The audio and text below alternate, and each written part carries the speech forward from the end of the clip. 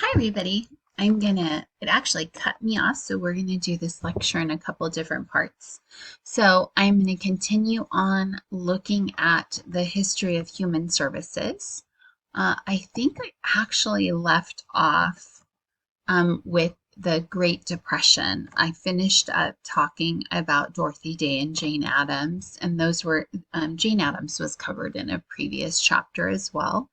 And then the Great Depression was really a time when social services um, really came from the New Deal. So when you look at Franklin D. Roosevelt and the New Deal, and if you remember that from history class, but that actually was the legislation that helped establish the Social Security Administration, helped establish public housing. And I want you to recognize that during that time, economic strife was kind of a norm. So that stigma that I was talking about just a minute ago is no longer at issue because now, they're recognizing that there's external factors contributing to the economic challenges and strife. And so they no longer have the stigma as a barrier. They're not necessarily discrediting these individuals, but seeing poverty as a universal issue. And because that was happening, because of that context, they were able to get this massive social service legislation through.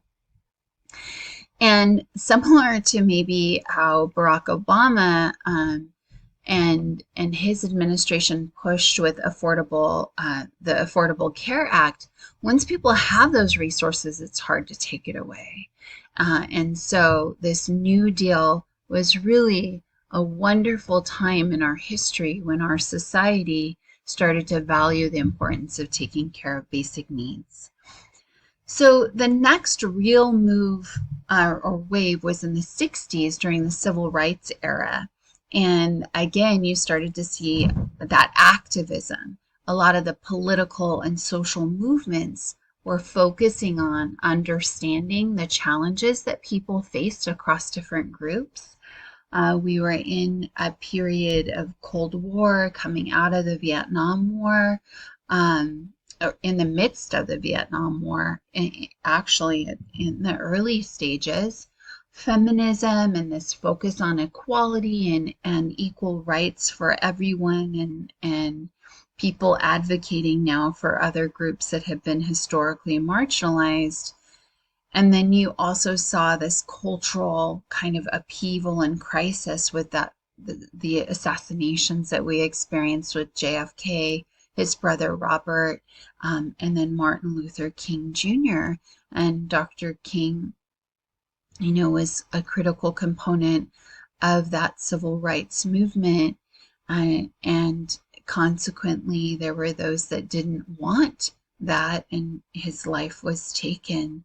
And so, that also was a time you started to see organizations like the Black Panthers. They started to take care of their own. They started to implement their own community social welfare programs, and not because there wasn't as much trust toward the state, right? And then Lyndon B. Johnson actually had a war on poverty during his administration that also proved to be really instrumental to contributing to kind of where we're at today in human services. Out of that campaign came our food stamps program. Head Start was originally funded through this Job Corps. And we started to see poverty rates decline. So his war on poverty was in fact effective. However, even 11% or 13% is still too much, right? Particularly in the wealthiest country in America. The next movement you saw in the 80s, the Reagan era actually helped to kind of perpetuate the stigmas against welfare recipients' entitlements. He really launched a conservative attack on social welfare programs. The welfare queen became a very important focal point of media, and they were really feeding public perceptions about, people, a very negative view of people receiving benefits. And so it became, somewhat shamed and ridiculed. It always faced stigma, right? But they really kind of connected a lot of other social problems back to, like, oh, these, immoral, kind of lazy welfare people taking advantage of the system. And unfortunately, this actually is where we started to see some of our social service programs being dismantled politically, and benefits being reduced, more stringent, strict eligibility criteria. George Bush was interesting. This was the first George Bush. He was the vice president of Reagan, who was elected. He only served one term, and he had this great idea about, community and bringing people together through the 1,000 points of light, and how, that would allow us to work together toward peace and toward, a thriving U.S.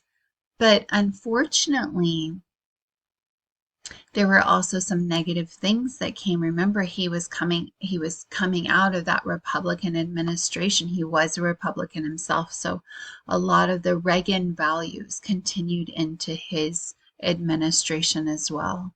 And there wasn't a lot of value or credibility for the notion of, look at the role of segregation and discrimination, and racial inequality, and racial trauma, oppression. And so, again, political marketing and strategies, and how is it presented? And you clearly see that there is a conservative and Republican push and position against public benefits, human services, and then the Democrats tend to be now. But going back even further into, history back in the day, in the 1800s and early 1900s, those party ideologies were opposite, where the Democrats were more about individual wealth, and the Republicans were more about, community service and supporting the collective well-being of society. So somewhere along the line, they switched. But when Clinton was elected into office, he actually, during his administration, we experienced tremendous economic wealth, and we were in the black. We didn't have a deficit at the time. We were doing well. And so we had very progressive ideologies. We had these surpluses that we could invest. They did try to implement universal health care back then. So the Affordable Care Act was not a new concept. But it had failed in the past. But he was able to get a healthcare program through for children. And so you did have access to put children on programs and insurance. I think my children were on a Healthy Families benefit. And it was a subsidized health premium. So I paid a lower premium that was on a sliding scale based on my income at the time. So you also saw in the early 2000s, so this is post-Clinton now, coming into the Bush era. In the Bush era, this is leading up to the housing crisis, the 2008 Great Recession, as we call it, with foreclosures reaching record levels. You also started to see more attention being drawn to the injustices in the criminal justice system, specifically with Trayvon Martin. Attention was drawn to the disproportionate levels of Black individuals being killed at the hands of police, and so the Black Lives Matter movement was actually started then. And it's important to note that Trayvon Martin was not the first one to gain media attention, but certainly was one of the ones that inspired the organizing when the Black community was just saying enough is enough. We can no longer have young Black men dying at the hands of police. Their lives matter too. So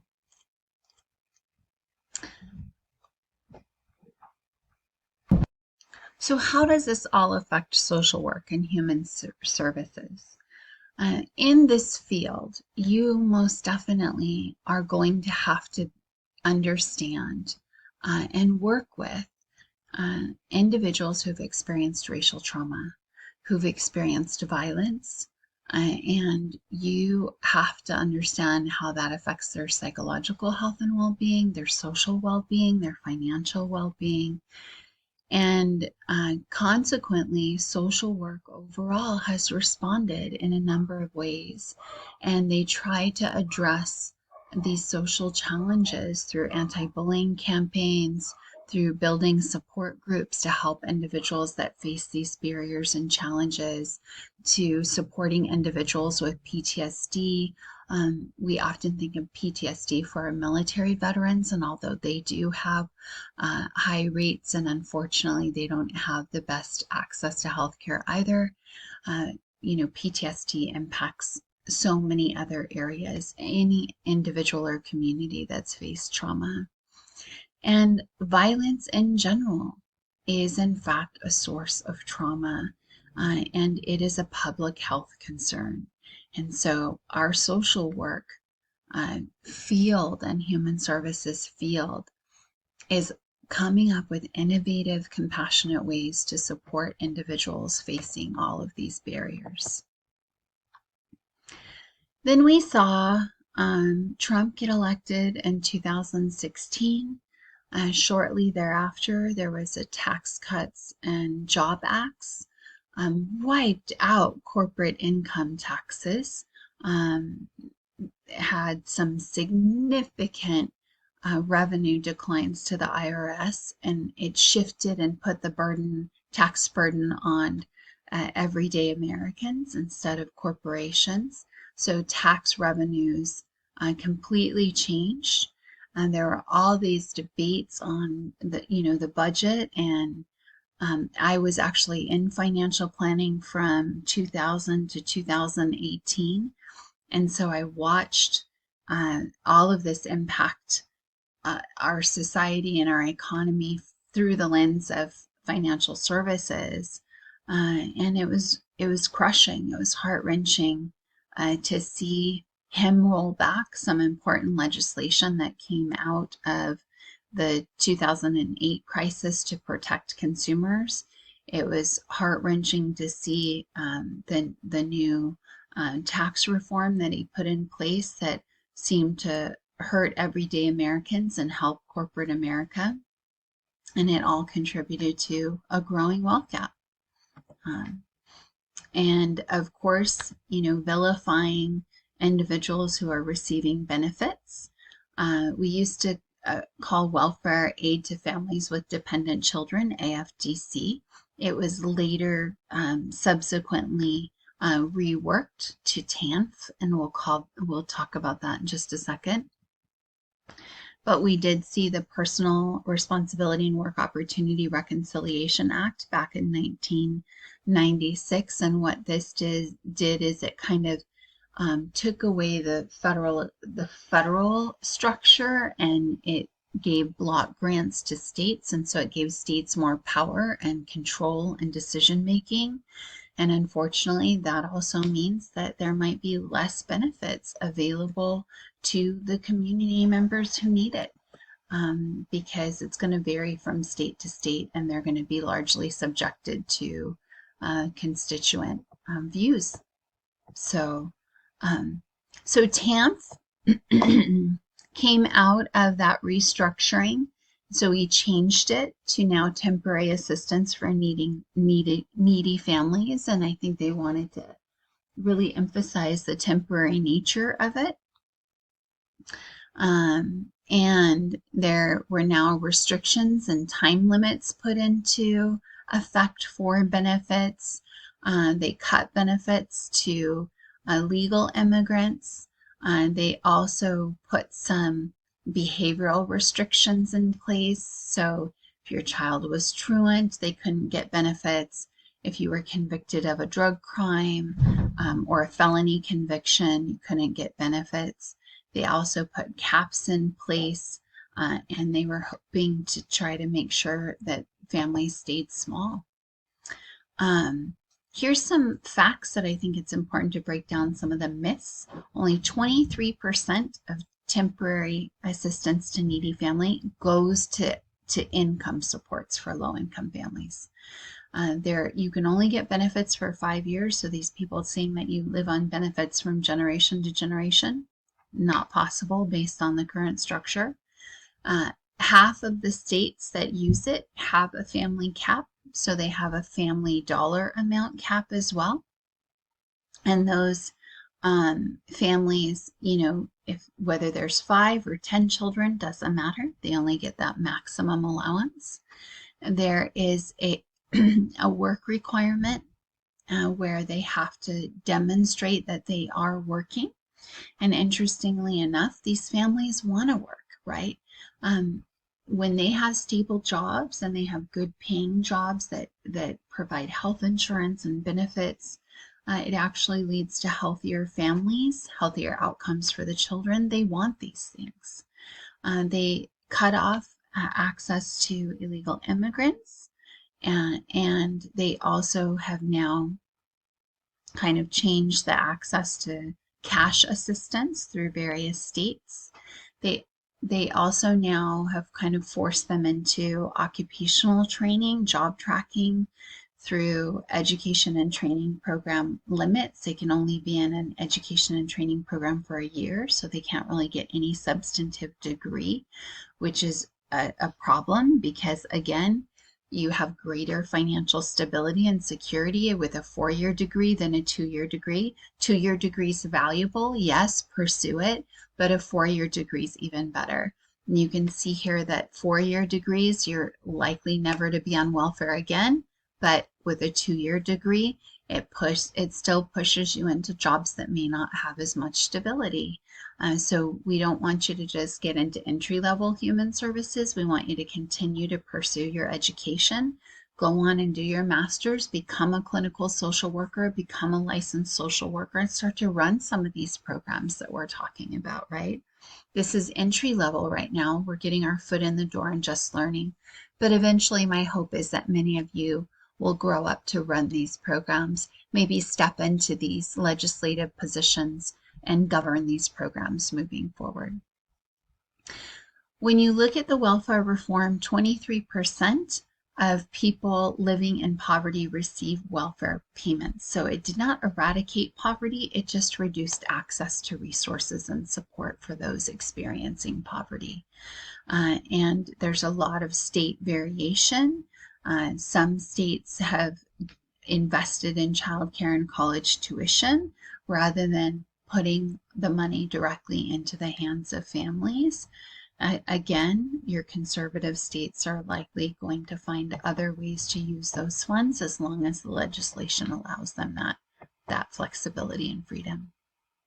Social Security also, you'll also see the acronym OASDI or FICA on your pay stub. This is funded through taxes that we pay. It's a 50% split. We pay half and our employers pay half. And it has relatively low administrative costs, and or I shouldn't say that, it has relatively low benefits relative to the larger costs of running the program. Social Security includes not just, the for older individuals, but also for survivors. So if I pass away, my minor children can have access to an income. Also, if I should become permanently disabled, I have access to an income. And so here's a chart down here that you can see how many beneficiaries they are and how they're broken up into groups. Those are by the millions, by the way. Again, this is often coined an entitlement program. Frustrates the hell out of me. It's not an entitlement program. It's a tax program. I'm paying taxes to participate in this program. And they're always seeking ways that they can privatize it, redirect that money.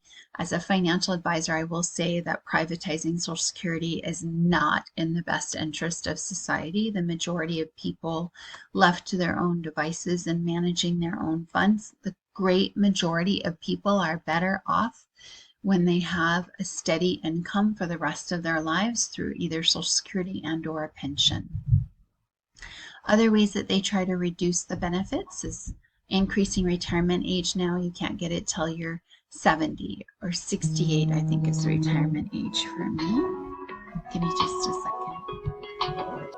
Sorry, I got a call actually from a client who needed support for advocacy in domestic violence circumstances. So doing the work of human services. Okay, so I think where I just want to wrap this slide up is just from my professional experience, having these benefits in place is a really helpful tool for the majority of clients. And because we tax it, we set a cap. So everybody pays the same Social Security tax regardless of how much you're making, up to $132,900. So people like CEOs that make $2 million or $4 million, they pay the same amount of Social Security tax as someone that makes $130,000. Is that really fair? If we actually didn't have that salary cap, Social Security wouldn't have any liquidity issues. They would be fully funded. There would be more than enough revenue to keep it solvent for years to come. So that is something to think about. And we want to make sure that we are, in fact, not buying into the hyperbole. So SSI is a little bit different, where it's now looking at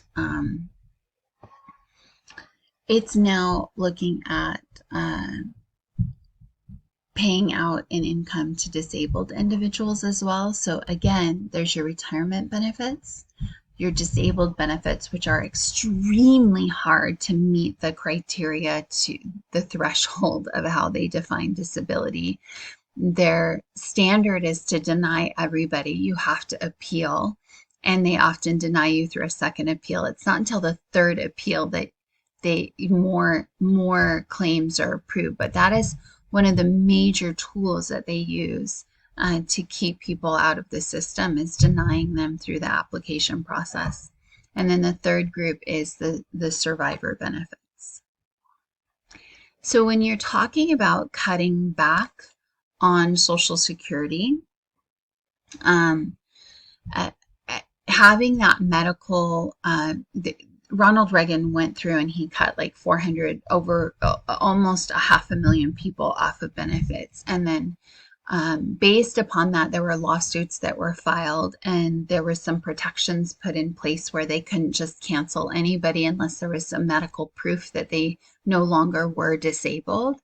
And so that was helpful for future beneficiaries, but those beneficiaries, they didn't necessarily get their benefits reinstated, nor did they get necessarily any kind of compensation for the lost revenues that they experienced while they were trying to fight. So unfortunately, you often already have people who are in difficult situations who are just placed in further difficult situations when we try to aggressively cut back these entitlement programs. General relief funds are typically funded out of state and local, like county programs. They don't have federal matching programs. Not all states have them as a result, nor does it align with the particular values of all states, right? In 1991, in the early 1990s, Michigan abolished its general relief program and took away that cash assistance. And they actually found that those who lost their benefits, it wasn't helpful. It didn't push them into stable careers. In fact, it pushed them into temporary low-wage jobs, and 50% of them became homeless. And so it's not something, or not 50% of them became homeless. They saw a 50% increase in homelessness. Cutting these benefits doesn't fix problems. It creates new ones. It exacerbates problems, not just for the individuals, but for the community as a whole. Food stamps, otherwise known as Supplemental Nutrition Assistance Program or SNAP programs, no longer have the actual food stamps that we had when I was growing up. They now have the EBT cards, and that comes out of Department of Agricultural funding. And you can only buy food. You cannot buy other taxable type products that you might get at Target or Walmart. And from 2007 to 11, the reliance on those benefits grew by 70%. It absolutely aligns with our economic strife when we're experiencing recessions or financial difficulties as a country. Then we start to see more people reliant upon those. I'm sure that the data will come out too about how those benefits were relied upon more post-COVID as well. Your cuts to food stamp programs have historically, again, been with conservative or Republican-based administrations. And you saw Reagan redirect toward outreach. You also saw, this huge cut from the budget. And when we're struggling economically, that one of the first things we do is cut welfare benefits, which is sad because that's actually the time when people need it the most. This 1996 Personal Responsibility Act, again, we're moving away, we're trying to, follow up with that stereotype of them being immoral or not having any work ethic, right? And we're promoting those individualistic cultural values. And then in 2008, the Farm Bill actually expanded eligibility and benefits again, because again, this goes back into the Department of Agricultural budget. And so right now, the current eligibility rules is you have to have a 20-hour work week. You have to be working. I don't know that that's entirely the case. I think you cannot work and still get SNAP, so I'll let you figure that out on your learning activity. And I think that the ages are off too, so that'll be your homework assignment to work on that as part of your learning activity. So housing is the U.S. Department of Housing and Urban Development, or HUD, actually does have housing benefits available. And you typically look at how much rent they can pay. It's based on their income. They can get housing vouchers, or they can get rental assistance. Sometimes there's certain rental projects or housing projects, public housing available that's only available for HUD occupants. There's also low-income tax credits, housing tax credits that are available as well, and all of which help to kind of supplement or provide affordable rent options for individuals of varying economic resources. The WIC program is the Women, Infants, and Children program also sponsored by the Department of Agriculture. It gives specific food, protein-based food, baby formula, milk, eggs, fruit, juice, cheeses. And what this does is it offers a nutrient-rich diet for women and children that have had significant benefits to the health and well-being of the participants. And that actually is an application if you want to apply or pass that on for someone else to apply. I'll go through some benefits. It helps to supplement people's food needs, so it reduces food insecurity, alleviates poverty, helps to provide some economic stability by providing an outside resource to subsidize the income. It's helped with the nutrition and well-being, which has directly impacted infant health and reduced infant mortality. So there's better health outcomes for children who've been on this program. Also lower risk of pregnancy complications because mothers are entitled to these benefits for prenatal care. And overall, it's helped to improve their overall health and well-being.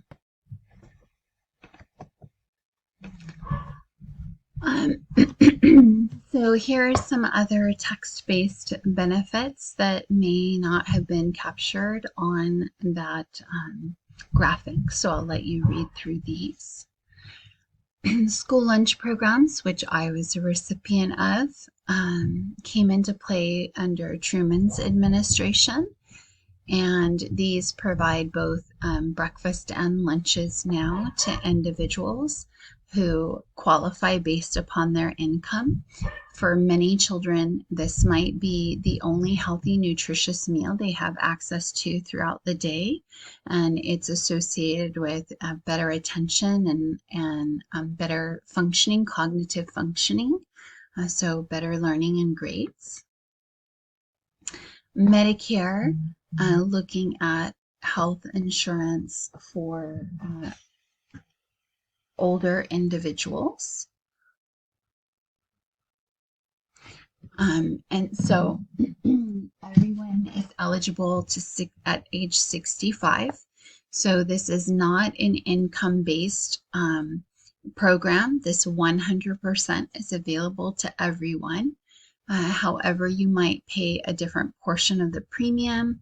They also have a minimum amount of coverage, and then you can get a Medigap policy and cover differences. It's minimum coverage, but nonetheless, it's still coverage. It's an important benefit for individuals 65 and older. If you get SSI for disability, you also get this medical coverage as well, even below age 65. It covers now prescriptions where it didn't before. There are very limited nursing home benefits. Typically, people that need nursing care and they can't afford to cover it themselves, will get it through Medicaid. But, it is a wonderful option and resource. Needs continuous improvement and modernization, but it's definitely not something we want to be taking away, right? Medicaid is an income means tested program that offers medical coverage to low income individuals. It is a effectively public health insurance program. They might use private sector programs though. Like, Kaiser, you can be on Medicaid through Kaiser, Medicare as well. They do that as well. And it is income based, so it's only low income. And with the Affordable Care Act of 2010, this really expanded these benefits. It made insurance more accessible and available to groups that otherwise couldn't afford it. We already kind of talked a little bit about the Children's Health Insurance Program that came into being through the Clinton administration.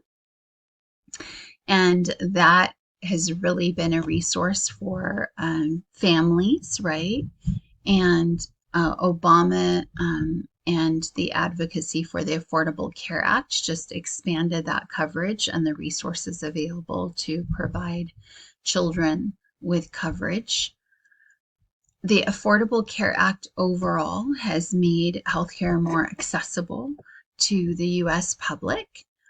Although it was originally passed with a mandate where you had to get health insurance, more people had coverage then, but that mandate was pulled, and some legislative acts, people filed lawsuits, and so in that process, the mandate was pulled and no longer required, repealed, and so that did reduce the amount of people who had coverage, but nonetheless, it still expanded the number of people covered overall.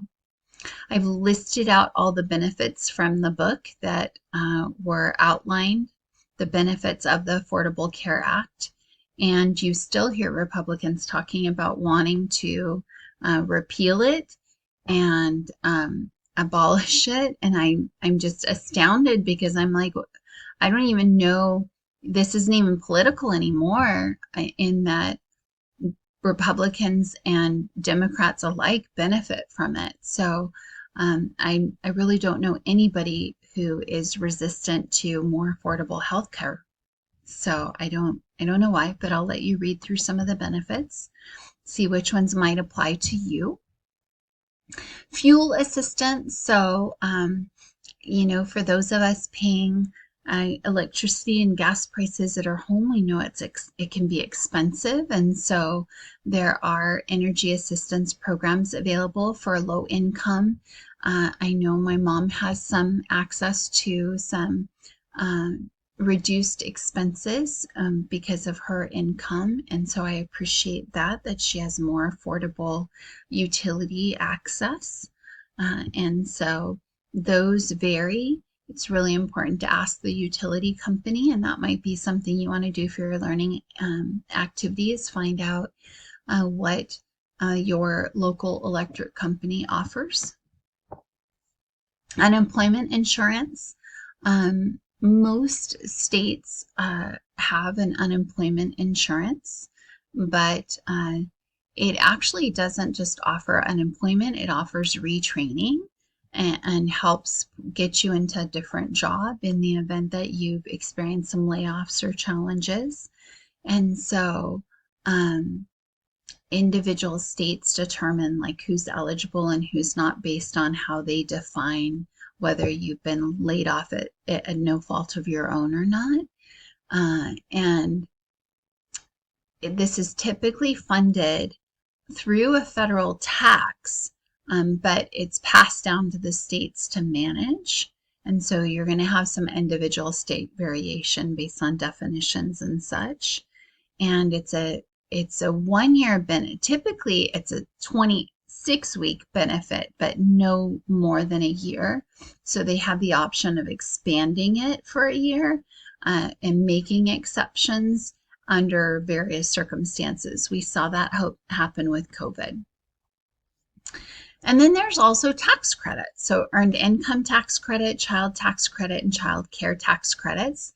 Again, you have to look at eligibility based on what is your gross, what is your net taxable income. You have to look at your household size, how many dependents you have. Are you head of household? Are you married, filing jointly? That type of thing. And here's some of the criteria over here on the left that's outlining what those income limits are. Those can change, so it's really important to talk to your tax preparer and look these up on an annual basis. This earned income tax credit is refundable, meaning it can offset your federal tax obligation if you have one. If you have a $1,500 credit and a $1,500 tax liability, it'll offset it. But let's say you only have a $500 tax credibility, it will give you the $1,000 difference in cash. This other one over here, this child care tax credit, is not refundable. It only gets applied toward your taxes. It does not, if your tax bill is lower than the credit, then you don't necessarily get the remainder in cash the way that I just described for the earned income tax credit. Then there's other social services that people need or are engaged in. If you're in the human services field, maybe you're doing some of this work. But these also help to meet people's critical needs, whether it's, daycare, doing homemaker service, or respite care for individuals who need that caretaking, legal assistance, drug and alcohol programs, family planning councils. These are the various ways that we help support people in those very personal decisions that they're making and those personal needs that they have.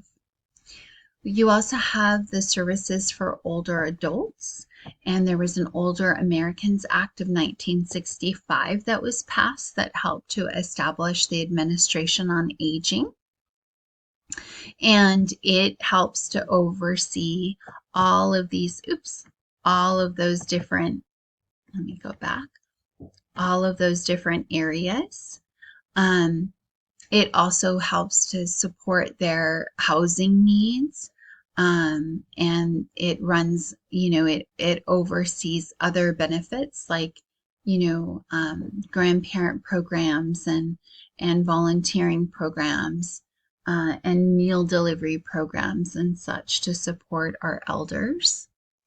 There's also the National Alliance for Caregiving and AARP Public Policy Institute that has produced this literature to help us understand, the research of caregiving. And we know that a lot of caretaking is done in a private capacity, the majority of which is done by women. We also know that the people that we are caring for are older individuals predominantly. And it's often shared work and collective work. And we also see that it takes a toll on our physical and mental health and well-being, particularly when you're caring for a spouse or a parent, that you need respite care, you need relief and support as well. And although it might be short term for many, it can be very prolonged. I have a dear friend who her mother cared for her grandmother for over a decade. And she was bedridden, and her daughter did all of her daily caretaking every day, and even when she was in a car accident. So it definitely took a toll on mom. But for many, there is no other option. And for many, their cultural values may require that it be done in home. So other resources are important. Foster care is yet another social service or type of field or program you may want to work in. Majority of foster parents are married couples, but single mothers are becoming more common. They do get board payments, which is an income to help meet the needs, the financial needs, to help support the financial expenses associated with fostering a child. And this sometimes people come out of the foster care system and they can be permanently adopted. So 40% are adopted. Of adoptions are out of the foster care system. 60% though remain and age out of the foster care system, often without adequate support or resources. 2016, over 400,000 children in foster care. I'm suspecting those numbers increased during COVID. The half of the children removed from homes do have reunification plans to be reunited with mom and dad, or one or the other. But of course, there's often provisions that have to be met in order for that reunification to happen. And so going into this work, you would be supervising that and making sure that the steps are taken to facilitate that reunification, that the children are being cared for in that interim time frame, and that resources are being provided to both parents and children to support and facilitate that reunification. As with all of our systems, there's problems, and we do see racial disparities in particular, where Black children are more likely to be represented in the foster care system. Given the same fact pattern and challenges, they're more likely to be taken from the families than their white counterparts. We also see, we also see that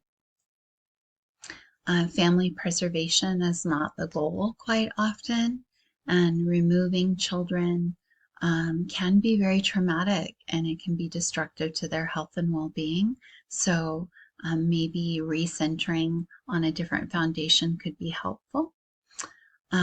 Many children in the foster care system and just in general are in need of mental health services. We diagnose mental health or mental illness through the APA diagnostic. We call it the DSM, the Diagnostic and Statistical Manual. And, in human services, we might run self-help groups. If we're not a licensed clinical social worker, we may not be able to do diagnoses, but we can run a self-help group. We can work with community partnerships to raise awareness. We can also try to get we can advocate for some changes and improvements in our mental health services, including cross-cultural awareness, getting people trained to work with diverse individuals. We need more representation in mental health, so we actually need more people of color who become therapists and become mental health providers. And then we also need people who are more cross-culturally aware when they do come into the field. And then introducing you to a new field that you may not be familiar with is medical social work. And so there actually has been legislation that encourages hospitals to set up social work programs. They're actually compensated when a social worker is providing certain services like dialysis support and care with their end-stage renal disease, or when they're treated by an MSW through some nutrition and health education programs or diabetes education programs. But medical social workers typically work in hospital and or medical settings. They often are involved in discharge planning. They'll help connect you with community resources and providers that can continue to support your needs after discharge. They might often help to do adaptations to home if needed. They might help you navigate the trauma and emotional weight of going through whatever treatment you're going through while you're in the hospital. They might help educate the family on how to better support a patient as they learn of different diagnoses, but they very much are a huge resource and support for medical circumstances. And there are, of course, legal regulations and licenses that have to be obtained. And then working with people with disabilities. So American Disabilities Act is some wonderful legislation that secured equitable access to resources for individuals of varying abilities. They were able to gain access to transportation systems. And even now, we want to make sure that our technology continues to be accessible and that they have access to resources so they can continue to participate. And we want to try to make sure they have resources and supports and services to help them achieve economic independence and independent living so that they don't have to have a caretaker if at all possible. But if they do, then they have healthy support as needed. Here's some statistics about people with disabilities and the various ways in which they participate in the workforce and labor force compared to unemployment. Subsequent revisions to the American with Disabilities Act has been a shift in focus, a phasing out where we used to segregate them, and we want to now have more of an integrated focus, and placing people not job tracking them, but really letting them secure regular jobs and giving them the support and skills needed to be successful in those positions. We also have military social workers. I'm not sure if y'all have heard of those, but military social workers really are concentrated on supporting our veterans and the families of veterans, active duty or veterans. And there's the 3 different administration branches that actually support our veterans and the various benefits they have accessible to them. But our veterans report, first of all, poor access and poor quality care. And so we have some major issues that we need to fix to ensure that those that have served this country are well taken care of, and social workers and human service workers can be a critical part of those very necessary changes. And then finally, let's look at where the money comes from for these programs. How are they funded? Well, they're funded through taxes, through public funding, whether it's city, county, state, or federal funding. That's what we mean by public funding. It came from taxes. Private enterprise or for-profit. So we are increasingly privatizing social services. We're outsourcing them to corporations that make money off of it. Some argue that's completely unethical, like our correctional system is largely being privatized, and that is a problem because now there's a conflict of interest. They have a vested interest in keeping them in, and the goal would be to rehabilitate and get them out of the system. So, there's a lot of debate in our field about that. And then charitable giving, as you know, looking at the history of our field, it's often born out of churches and the faith-based community. And there are some nonprofits now dedicated toward bringing different organizations together to do this cross-sector collaboration. The Bill and Melinda Gates Foundation is an example where they pull people together from various perspectives on major social issues, and they can work together to try to create complex issues. You might see that more and more in the future. Maybe some of you will be part of those collaborations and partnerships. Again, I'm hoping some of you will become administrators of these programs, and you can advocate for more equitable funding structures, more inclusive funding structures, and more compassionate funding and operational structures. So I want to close by leaving you with a quote from Coretta Scott King, civil rights activist.